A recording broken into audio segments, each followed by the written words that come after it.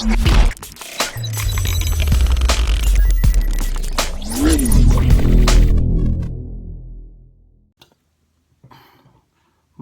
su'aasha waxaan rabaa inaan su'aalo ka wada jawaabo video walba su'aal inaan ugu jawaabo oo isbuucan idin la weydiinayay marka waqtiga uu sameeyay maanta.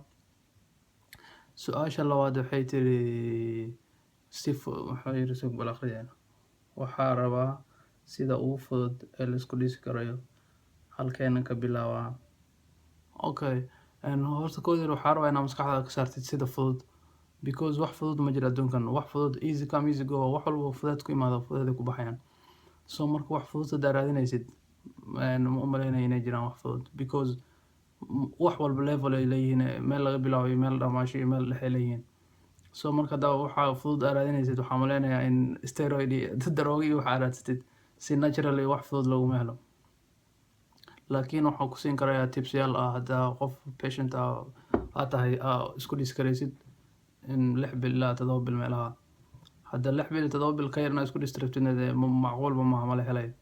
Anyways waxaan ku leeyahay tip kood waxa weeyaan inaa cunto hadda qof iskiina tahay inaa cuntada cunaysid extra ka dhigtid because wax walba diet ka hore training inta gym ku bilaabin waxaan ku leeyahay diet-ka cunto badan cun, carbohydrate cun, protein cun, fats cun, cunto balance diet cun, protein-kaaga habato.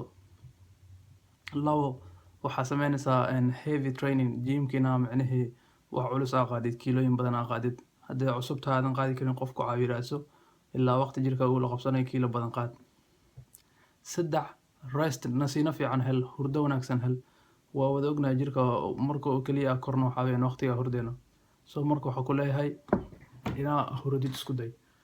hurdo maalinkii ma hurdo habeenkii marka jirka uu nasanayo habeenkii. So marka habeenkii inaan nasato isku day. 3 don't skip leg days. lugaha macnaheedu hadhihin luguma sameynaayo jirka korun baa iska dhisaya halkan iyo halkan iska dhisaya. No, lugaha waa muscle ugu weyn jirka wayna koriyaan jirkaaga. So lugaha waa inaa sameysaa qasab. So hadda 4 tips ku caawinayaan meel ku qoro saa ku sheegan yeel annaga ii shaqeeyeen because waxa ku sheegay wax aan ii shaqeeyo wax meelaha kala imi maaha.